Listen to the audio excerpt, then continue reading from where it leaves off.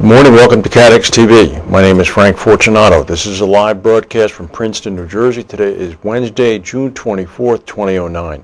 It's 11:30 a.m. Eastern Daylight Time in the U.S. It's 4:30 p.m. in London. In Mexico City, 9:30 in the morning. If you need to reach us during the broadcast, you can phone in toll-free at 1-866-67-CATEX, overseas on AOL Instant Mail, CATEX-TV.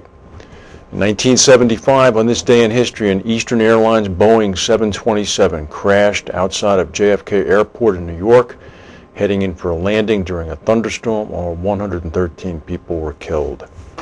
Now to our main news, some economic news. American durable goods jumped unexpectedly during the month of May, adding to signs that the economic slump is easing. The gain was 1.8%. Commerce Department announced this morning. Some economists had projected that orders would drop 0.9%. The economy now is projected to return to growth in the second half of the year. That would be in 6 days, July 1st. And sustained gains in consumer spending might encourage businesses to boost investment and production. However, economists do anticipate that rising unemployment and tight credit will temper the recovery. In the continuing saga of Chaucer Insurance in London, this is hard to keep up with now. Brit Insurance withdrew its offer to purchase Chaucer yesterday. Brit had announced that offer yesterday.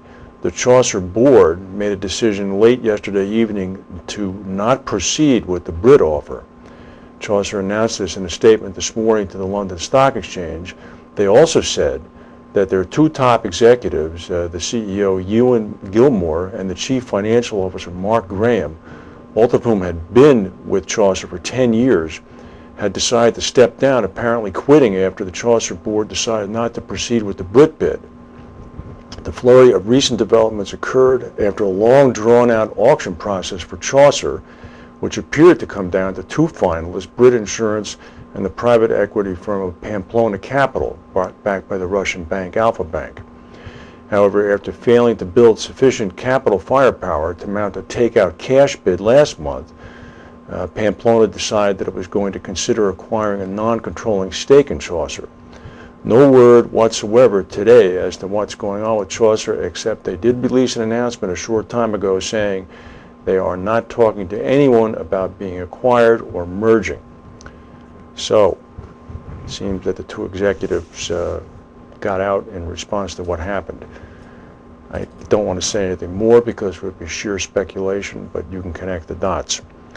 Meanwhile, in the other continuing saga regarding a possible acquisition, some 4,800 miles away down in Bermuda, a story by Jonathan Kent in this morning's Royal Gazette from Hamilton says that the board of IPC Holdings continues to remain opposed to Validus's takeover offer. Apparently, the board of IPC is now negotiating with other potential buyers. Yesterday, IPC said that it had made some progress in discussions with Validus, but that Validus had still refused to raise its offer. Meanwhile, Validus, who we have seen is extraordinarily determined in the person of Ed Noonan, their CEO, Validus said that it's pushing ahead with its amalgamation plan and is still trying to convene a meeting of IPC shareholders with the aim of ousting the current IPC board. Of course, IPC had planned to merge with Max Capital, would have created the sixth biggest underwriter in Bermuda. IPC shareholders voted against that deal at the company's annual general meeting in mid-June. IPC Chairman Ken Hammond said the company had talks with Validus after the Max deal was voted down, but that they still could not recommend an agreement to the shareholders. Validus thus far is not willing to move on the key issue of price, said Hammond. He also added that Validus's offer price was down by about 10% since the general meeting and represented a 22% discount to IPC's May 31st, 2009 book value. This is because of the decline in Validus's stock, which according to Hammond has declined by 16% since Validus's initial offer for IPC on the 30th of March. Validus, of course, said that they remain determined to go ahead and to contact every shareholder of IPC and explain to them the benefits of the deal and attempt them to get the vote on their behalf. Meanwhile, some final fallout from reinsurance claims coming from Air France Flight 447 now. Hanover Re is expecting net damage claims of 25 million euros, or about 35 million US. This is linked to the crash of 447. Hanover Re announced this yesterday.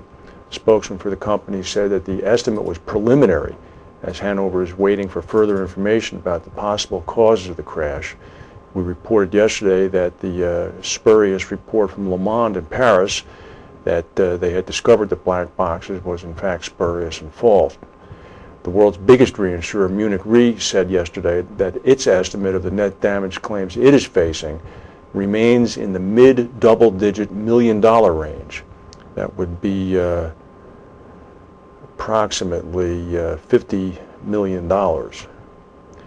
More news from London, this coming from Hiscox. Hiscox has submitted a capacity forecast for Syndicate 33, their flagship, for £1 billion for 2010. This is an increase of £250 million from 2009.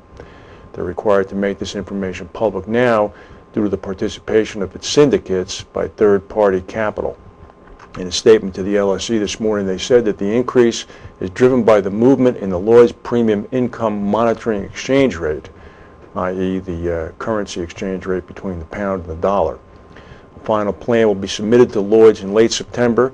It may involve a change to Syndicate 33's capacity depending on loss activity over the next 3 months and other corporate plans.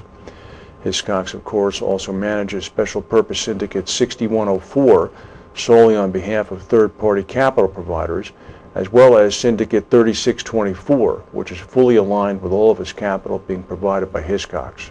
A little further south, Aon Italia, in a story written by Richard Banks in today's Insurance Day, is announcing that tomorrow they expect to announce the acquisition of the broker operations of the Italian bank BNL. The deal will account for $56 million US in premium.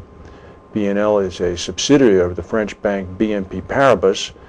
According to the article by Mr. Banks, Aon Italy placed premium worth 1.6 billion euros in 2008, or about $2 billion US.